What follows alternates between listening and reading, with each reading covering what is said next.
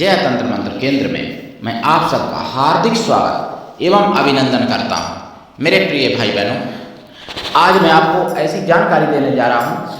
बहुत लोग प्रश्न करते हैं कि साधना सफल क्यों नहीं होती है। साधना भी बताऊँगा, चिंता मत करना। बहुत लोग कहते हैं साधना सफल क्यों नहीं होती है। कुछ लोग कहते हैं 30 साल हो गए साधना करते मुझे, कुछ लोग कहते हैं मुझे 1 साल हो गए साधना करते, कुछ लोग कहते हैं 2 साल हो गए। तो देखिए, वीडियो में अंत तक बने रहिएगा, आपको जानकारी पूरी दी जाएगी इसमें। यदि आपने हमारा चैनल अभी तक सब्सक्राइब नहीं किया तो तुरंत लाल वाली बटन दबाओ और घंटी बजा दो। कोई शुल्क एवं चार्ज नहीं कटेगा। आप हमारे वीडियो को फेसबुक पर, व्हाट्सएप पर, ट्विटर अकाउंट के माध्यम से और इंस्टाग्राम पर अधिक से अधिक शेयर करें। लाइक और कमेंट करना भी आपका धर्म है। दुनिया में जिसका कोई नहीं, मैं उसका हूँ। अगर आपको अपने ने धोखा दिया है, यदि आपको पराया ने धोखा दिया है, तो आप एक बार मुझे अवश्य आजमाएं। हमारा मोबाइल नंबर है 9305 63 71 73। हमसे बात करने का टाइम भारतीय टाइम के अनुसार दिन में दोपहर 12 बजे से 2 बजे के बीच का है। अगर आप सच्चा पवित्र निस्वार्थ दिव्य प्रेम पाना चाहते हैं अथवा सच्चा पवित्र निस्वार्थ दिव्य प्रेम देना चाहते हैं, तो आपका स्थान मेरे लिए मेरे प्राणों से भी करोड़ों गुना ऊपर है। अगर आप चाहते हैं कि आपके सच्चे पवित्र निस्वार्थ प्रेम की कोई कीमत करे, या आप चाहते हैं कि सच्चा पवित्र निस्वार्थ दिव्य प्रेम देना चाहते हैं, या आप चाहते हैं कि आपसे कोई सच्चा पवित्र निस्वार्थ दिव्य प्रेम करे, तो फिर आपका स्थान मेरे लिए मेरे प्राणों से भी करोड़ों गुना ऊपर रहेगा। मैं राष्ट्रीय अध्यक्ष कृष्णा दल आप सबसे निवेदन करता हूं, यदि आप मानवतावादी हैं अथवा आप सनातनी हैं तो मुझसे जरूर जुड़ें। अगर आप में योग्यता हुई तो मैं आपको पदाधिकारी भी बनाऊंगा अपने संगठन में, कृष्णा दल में। ये कृष्णा दल हमारा आपका सबका एक परिवार है। आप देश विदेश में विश्व के किसी भी कोने में रहते हैं, किसी भी जाति धर्म से हैं, कोई दिक्कत नहीं। आप हमारे दिए हुए ज्ञान से भरपूर लाभ उठा सकते हैं। देखिए, मैं साधना आपको बताऊं और जानकारी भी दूं इसमें। देखिए, ऐसा है, साधना सफल नहीं होती है बहुत लोगों की। जैसे सबसे पहला दोष तो देखो ऐसा है कि गुरु के लिए लोग समर्पण नहीं हो पाते हैं। दूसरी बात, एक बहुत घोर बहुत ही यानी महापाप एक है गुरु बदलना, जो लोग गुरु बदल देते हैं। गुरु बदलने से चाहे आप 1000 गुरु बदल लो, कभी साधना सफल नहीं होगी। सतगुरु एक ही होता है। गुरु तो 1000 भी हो सकते हैं, ये भी बात है, लेकिन सतगुरु एक होता है। सतगुरु वो होता है जो दीक्षा देता है। विधि विधान से दीक्षा दी जाती तभी सतगुरु कहलाता है। ऐसे कान में मंत्र बता दिया या मुंह से बोल के सुना दिया मंत्र या लिख के दे दिया तो वो सतगुरु नहीं हो जाता है। तो सतगुरु एक होता है। सतगुरु कभी बदलना नहीं चाहिए, पहली बात। दूसरी बात, सतगुरु के लिए लोग समर्पित नहीं हो पाते हैं, जबकि शिष्य और गुरु का रिश्ता सबसे गहरा, सबसे पवित्र और सबसे बड़ा होता है। लेकिन उसको लोग नहीं जानते और कुछ लोग मानते भी नहीं। कुछ लोग सतगुरु को केवल पैसे में खरीदना चाहते हैं, कुछ लोग सतगुरु को न जाने क्या क्या सोचते हैं, आपको बता दें। तो इसलिए साधना सफल नहीं होती है लोगों की। और गुरु भी ऐसा होना चाहिए कि शिष्य से कुछ भी ना ले, लेकिन शिष्य भी ऐसा होना चाहिए कि गुरु को सब कुछ दे। अगर आपको साधना सफल करनी है तो गुरु के लिए समर्पित रहिए। पहली बात तो तन मन धन से गुरु के लिए समर्पित रहिए, और कोई भी कार्य करें तो गुरु की आज्ञा लेके करिए। दूसरी बात, गुरु से सुख दुख पाप पुण्य भला बुरा कुछ भी ना छुपाइए। अगर साधना सफल करनी है, अगर अपना लोक और परलोक दोनों सुधारना है तो।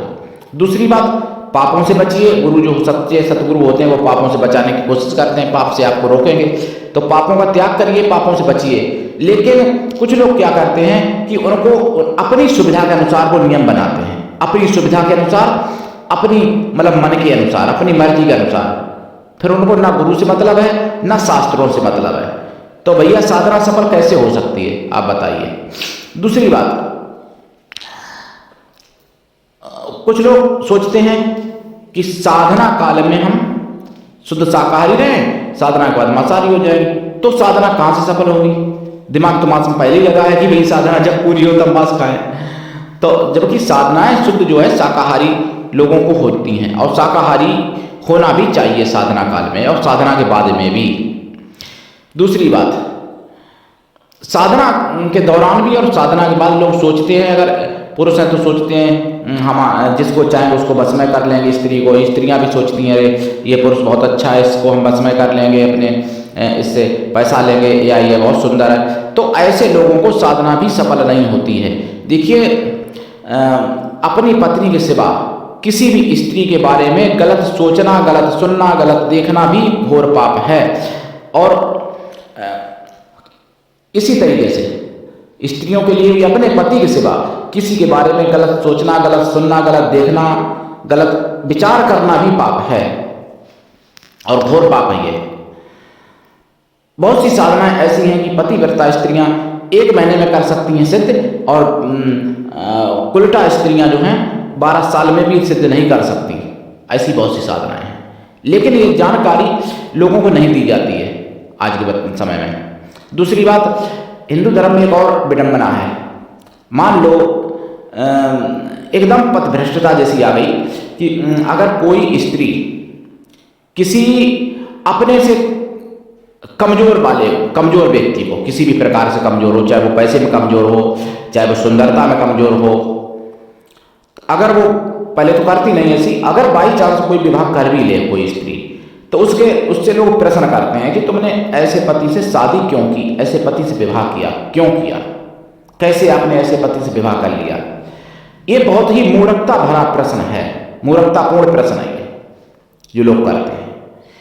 क्योंकि और दूसरी बात, उधर अगर बड़ी हिंदू लड़की किसी अगर ईसाई या मुस्लिम से विवाह कर ले, तो उनके माँ बाप भी नहीं प्रश्न कर पाते हैं कि तुमने ऐसा क्यों कर लिया। समाज की तो बात ही छोड़ो, तो समाज को कोई मतलब नहीं है।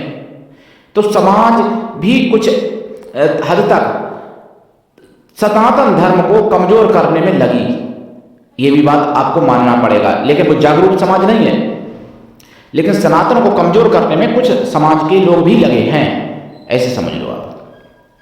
जबकि मेरा मानना है कि चाहे वो दिव्यांग हो, चाहे वो गरीब हो, चाहे वो कैसा भी हो, अगर सनातनी है, सनातनी से अगर विवाह किया है, तो फिर ऐसा प्रश्न नहीं आना चाहिए।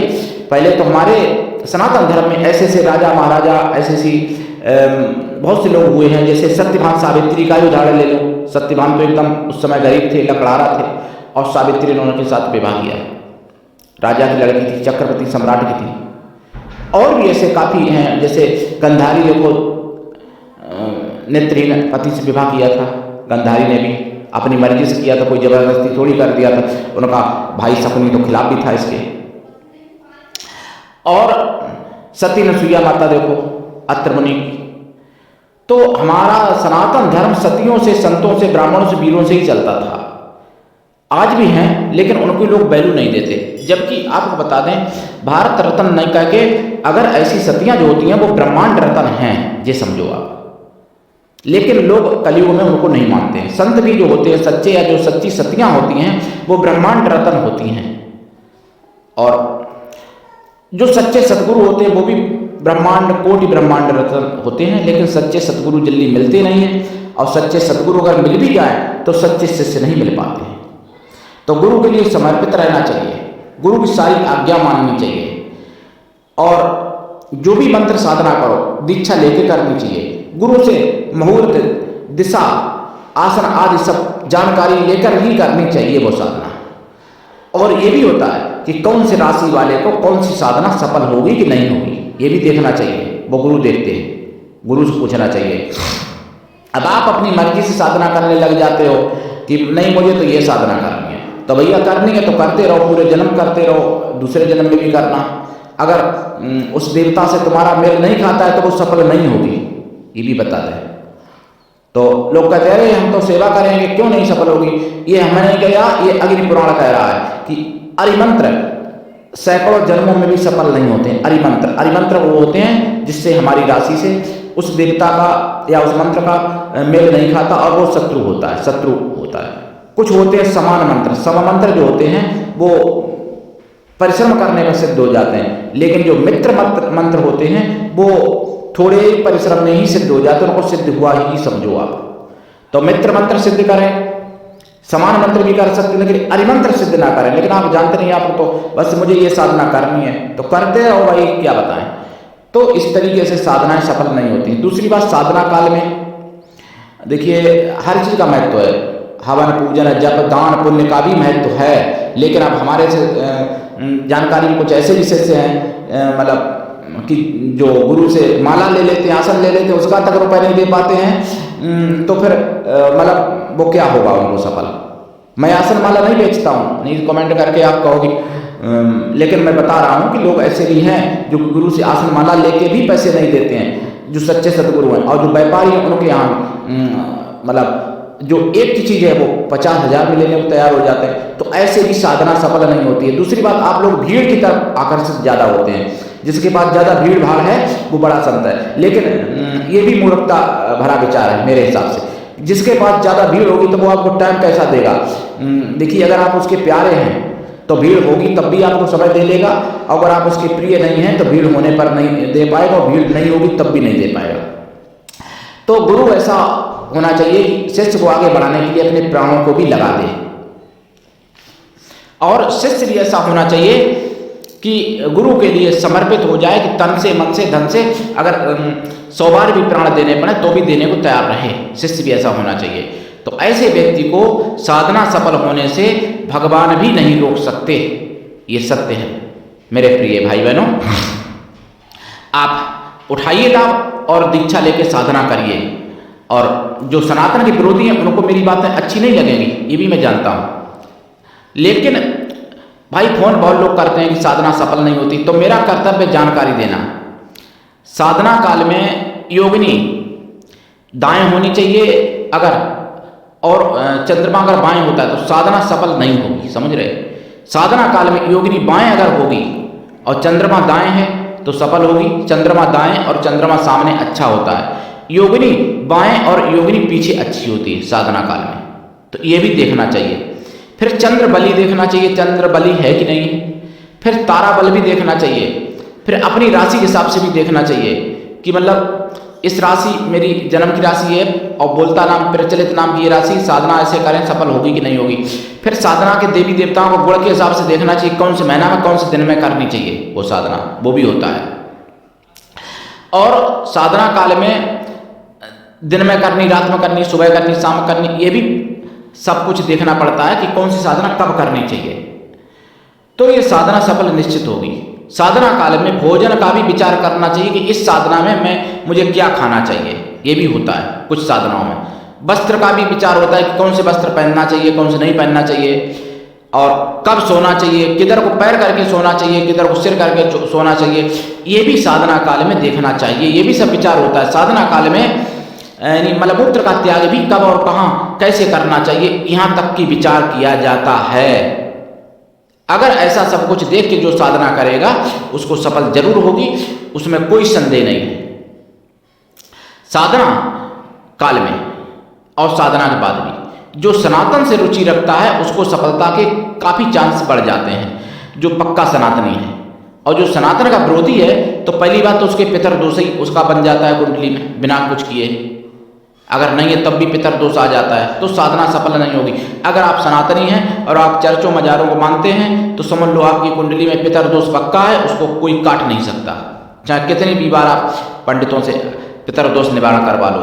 और अगर आपकी कुंडली में पितर दोष नहीं है तो भी हो जाता है, और अगर आपकी कुंडली में पितर दोष है पहले से और आप सनातन को मानो, सनातनी देवी देवताओं को मानो, और चर्चों मजारों की तरफ झांक के भी मत देखो, और उसके बाद अपने पितरों की पूजा करो और पितरों से क्षमा मांगो, तो पितर दोष होते हुए भी मिट जाता है। अगर आप चर्चों मजारों में पहले से जुड़े हैं और आप चाहते हैं कि पितरों की कृपा हो तो पितरों से क्षमा मांगो, चर्चों मजारों का त्याग करो, और पितर शांति के लिए पूजा पाठ जब तक करो, पितर दोष आपका हुआ भी शांत हो जाएगा। पितर दोष ये आपको कोई ज्योतिषी, कोई पंडित आज के समय में बताने वाला नहीं है कि पितर दोष ऐसे भी आ जाता है और ऐसे भी पितर दोष चला जाता है।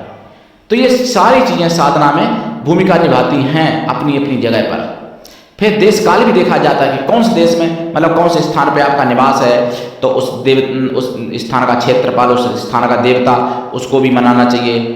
यानी देखिए, पहले गुरु पूजन, गणेश पूजन, इष्ट देवी देवता पूजन, कुल देवी देवता पूजन, पितरगण देवी देवता पूजन, क्षेत्रपाल पूजन, स्थान देवी देवता पूजन, ग्राम देवी देवता पूजन, तीर्थ देवी देवता पूजन, नगर देवी देवता पूजन, दसों दिग्पाल पूजन, अष्ट वसुओं का पूजन, 9 ग्रहों का पूजन, 27 नक्षत्रों का पूजन, और 64 योगिनियों का पूजन, अपने सभी पितर देवी देवताओं का पूजन, ऋषि पितरों का पूजन, दिव्य पितरों का पूजन और मतलब अपने पितरों का पूजन, और जो देश के लिए, जो सनातन धर्म के लिए जिन्होंने प्राण दिए, उनका भी पूजन जो करके साधना करता है, ऐसे व्यक्ति की साधना यानी स्वयं ईश्वर भी फेल नहीं कर सकता, सफल होगी होगी, ये सत्य है।